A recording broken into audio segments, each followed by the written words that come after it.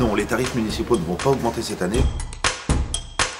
Nous avons décidé de ne pas le faire pour préserver le pouvoir d'achat de nos familles. Le village des sports est un village qui se situe à côté de l'école Rouge et Bleu au Val-Fouré. Tous les ans, au mois de juillet, avant il durait 15 jours, nous avons choisi d'augmenter la durée de ce village car il rencontre beaucoup de succès. Il accueille dans la journée les enfants qui sont gardés dans nos centres de loisirs et le week-end, les familles. C'est totalement gratuit pour les enfants qui sont gardés dans nos centres de loisirs ou pour les familles le week-end.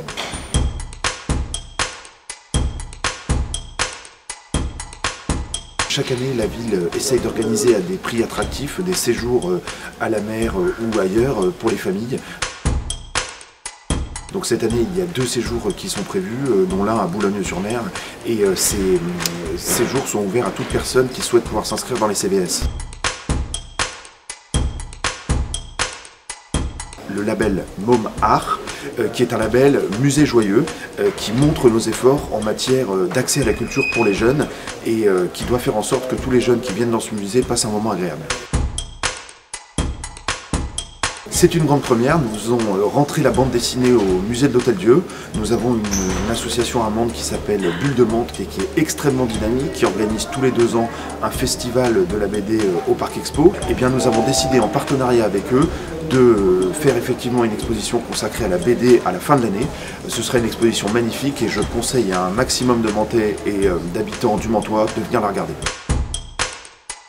Je suis un grand fan de bande dessinée, notamment de la série Torgal, que j'invite un maximum de jeunes à découvrir, mais je ne veux pas faire de pub.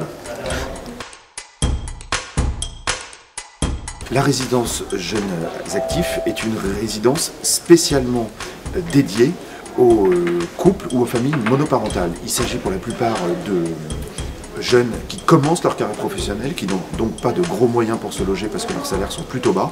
Et donc cette résidence leur est dédiée, elle doit leur permettre d'être logés dans de bonnes conditions en plein centre de ville de Mantes-la-Jolie à des loyers raisonnables. En fait, nous construisons à côté de la maison du sous-préfet 73 logements. Certains seront dans la maison directement, mais la plupart seront dans une aile extérieure que nous sommes en train de construire. Et dans la maison du sous-préfet, il y aura aussi un espace restauration et un incubateur pour très jeunes entreprises. Le contrat de ville est un contrat qui réunit en un seul document l'ensemble des actions que nous menons sur un certain nombre de domaines comme la réussite éducative, l'accès au sport, l'accès à la culture. Il y a des actions qui sont menées par la ville elle-même, d'autres par nos partenaires associatifs.